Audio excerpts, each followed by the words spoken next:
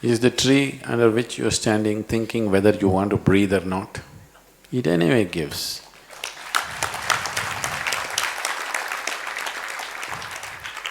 It's up to you whether you want to breathe or not. The tree doesn't make those choices, just gives. How much you want to breathe is up to you.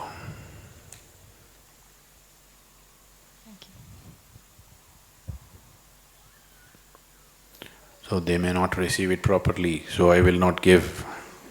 Don't get into this kind of rubbish. It's your thing to give. If they have sense, they may receive it. If they don't need your rubbish, they may not receive it. They don't need it. They may be self-contained, they may not need it, or they may not have the sense to receive it. It doesn't matter, that's not for you. You know the joy of constantly doing it, that's all. Guru, I'm having a hard time with devotion, and I've been reading everything I can find about things you've said and driving everyone around here crazy, asking all of them, what's devotion, and I'm hoping that you can explain it to me in a way that I understand. Please.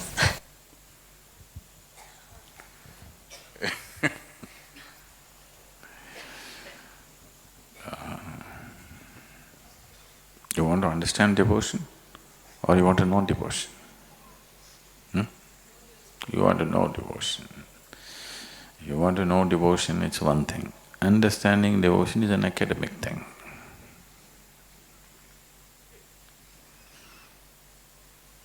Devotion means that which is devoid of you.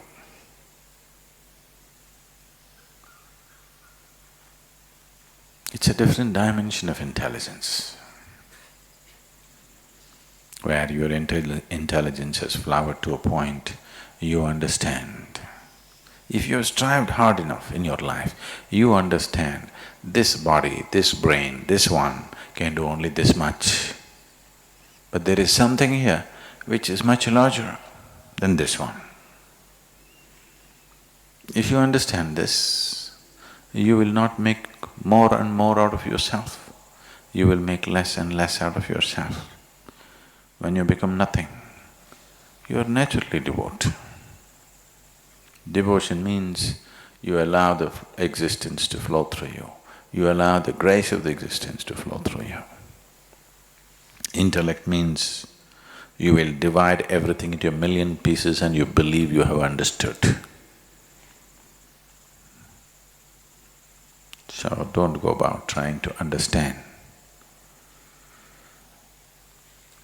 You know that last leaf, that leaf which only came up 2 days ago, do you understand this leaf? Do you?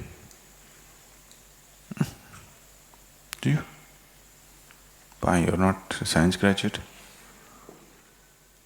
You study all the goddamn biology that's there on this planet, you will still not know what it is. An ant which is crawling right now in front of you. Do you understand this ant?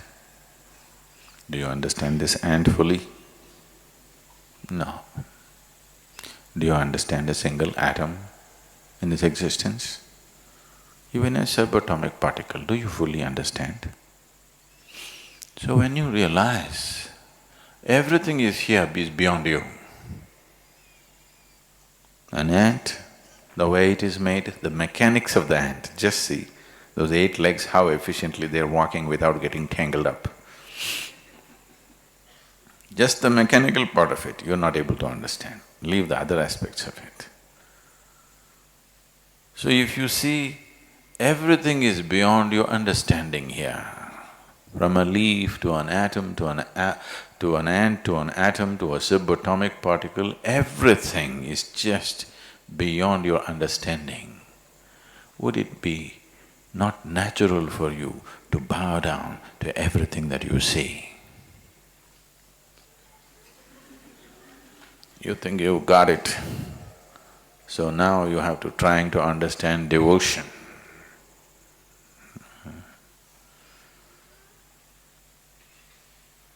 You cannot understand anything, but you can experience everything if you're willing and open. Devotion means you're an absolutely open doorway to life. A devotee, once you identify yourself with your intellect, immediately devotion looks like a stupid thing. Of course, a lot of devotees are stupid. Or a lot of stupid people claim they are devotees. Lot of idiots on the planet who are full of fear claim they are devotees. In India, it's become synonymous, Bhaya Bhakti. That means they're uttering the word Bhaya means fear, Bhakti means devotion. They're uttering these two words as if they are same. If you are in fear, obviously there is no devotion in you. If you are in devotion, there just cannot be any fear in you. There simply cannot be any fear in you if you're in a state of devotion. But now people understand these two things which are diametrically opposite to each other as one thing because it's convenient for them. This has become the normal understanding because all kinds of idiots, the most idiotic on the planet, claim that they are devotees. Stupidity is not devotion. Devotion is a different dimension of intelligence which has understood that intellect is a limited instrument. With this you cannot grasp the world. Stretch this intellect to its limit, you will clearly realize, with this you can survive. With this you can look smart in a tea party. With this you can make money. With this you can find a job. But with this you cannot grasp the existence. It doesn't take long to understand this. If you understand this, then you will naturally bow down and become a devotee. It's not an act, it is absence of your rubbish, that's devotion. When your rubbish stops, devotion is. Devotion is not an act. That if you go and do puja in a temple or pray in a church or stand upside down, that's not devotion. They're trying to work up their devotion. Devotion means you have seen the limitations of who you are and you have seen the boundlessness of what it is. Compared to this and this, it looks too small, too minuscule. So naturally, you will be devout. There is no other way to be.